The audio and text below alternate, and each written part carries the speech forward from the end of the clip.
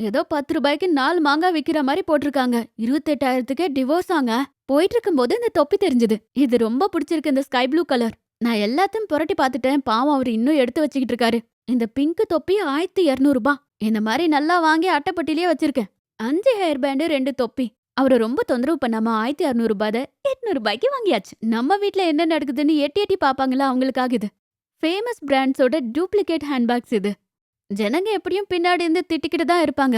இந்த மாதிரி போட்டு போனா முன்னாடி திட்டாம இருப்பாங்கல்ல. எங்க அம்மா இதெல்லாம் பார்த்துட்டு உன் வாழ்க்கை பூரா வர மாதிரி ஒரு 100 வாங்காம போயிட்டியான்னு கேட்டாங்க.